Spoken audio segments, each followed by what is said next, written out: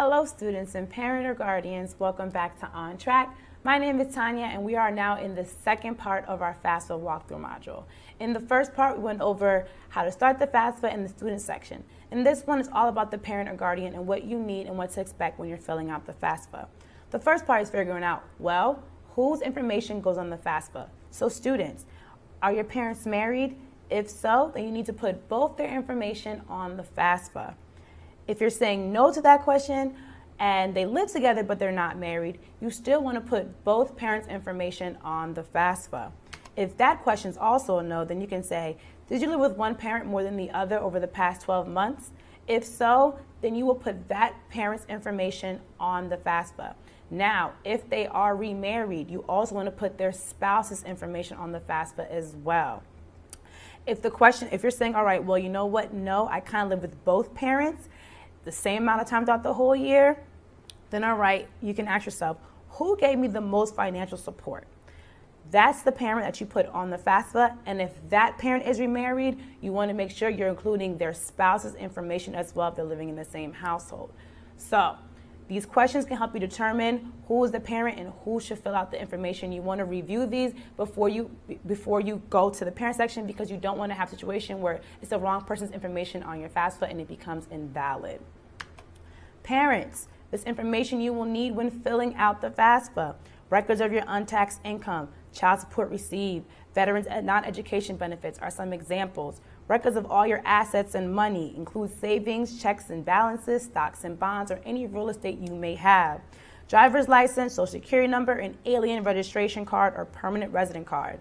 If you are a U.S. citizen, you do not have an alien registration card or permanent resident card. That is only for non-eligible citizens. Everyone else, U.S. citizens, you will have your social security number, and of course, whoever has a driver's license, you will need that number as well.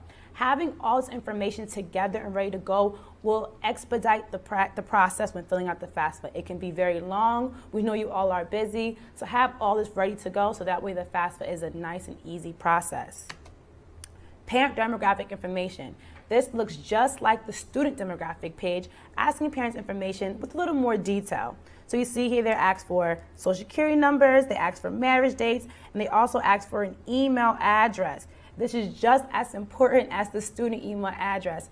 Parents, guardians, please make sure you are using an email address that you check that is active. Make sure you are double, triple checking that you have spelled it correctly. And please make sure that if you're putting it on here, this is the email address you keep consistent and because as correspondence will be sent to you, you want to make sure you're checking it so that nothing is missed or slips through the cracks. So please make sure you are putting an email address that you use. The next section is the household side, which is a pretty important part of the FAFSA, as everything is, but you really want to make sure you answer these questions correctly. They ask you things of who lives in your household or who do you provide financial support for more than half of the year. If you are a little still iffy about, well, they live in my house, I'm not quite sure how that works, helpful hints section right here. It goes more in depth about how to answer these questions. And right here on the bottom, you see it squeezed right here. It also asks you, how many people in your parents' household will be college students between July 1st, 2017 and July 3rd, 2018? Do not include your parents.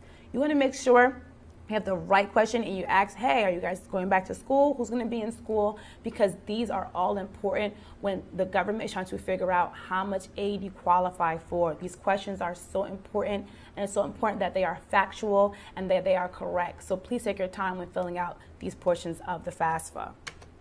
The next page goes into the tax information, which is also very sensitive and very, very important. As I stated earlier, with the new FAFSA, you can fill out earlier, starting October 1st. And for this year, you will use your 2015 tax return. It's already filed, so it makes the process a lot easier, as you do not have to wait for your taxes to come in or filing it and delay the process. Once again, you are using your 2015 tax return, parents.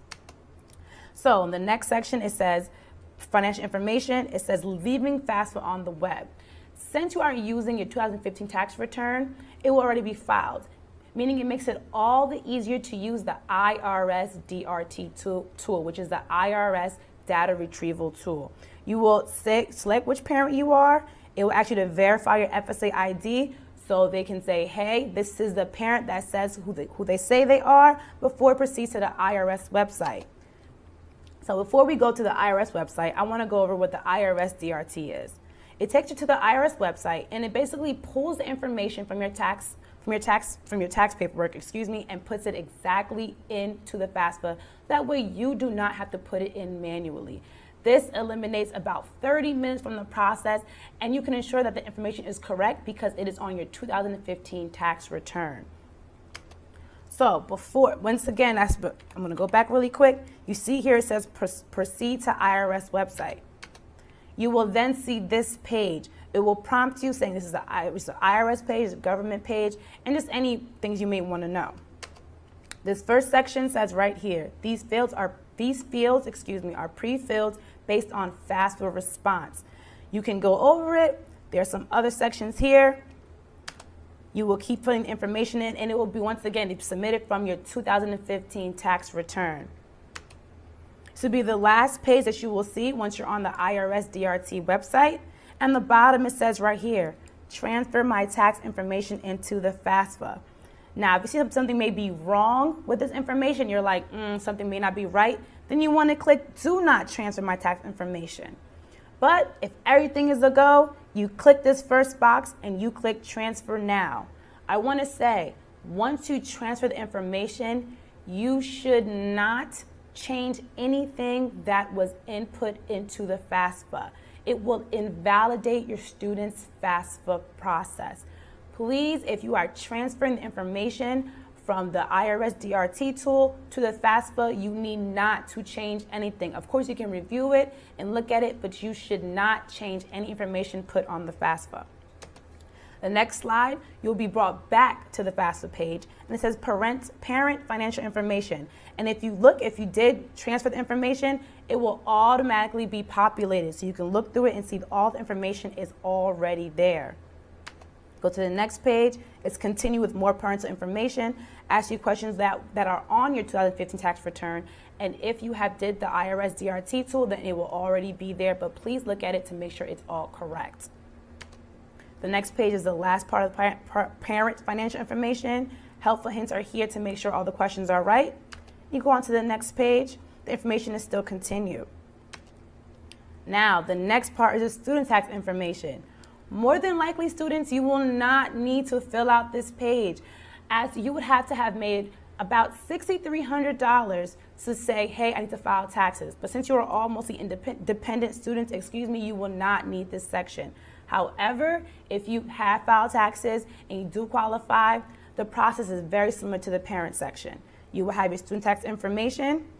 It will say link to IRS. Go to the next page. It prompts you saying to leave FAFSA. You have the same similar process as I went through with the parent. I won't go through it here because I just went through it, but you can expect the same exact questions and same exact process. Once again, do not change anything that has been transferred from the IRS DRT into your FAFSA. So I'm going to skip over to the final financial information. It says it was saved, and you continue on with the same questions that your parents saw. All right, and this last section is sign and submit. I'm going to end it right here, and the next section we're going to go over signing and submitting your FAFSA and what to expect next.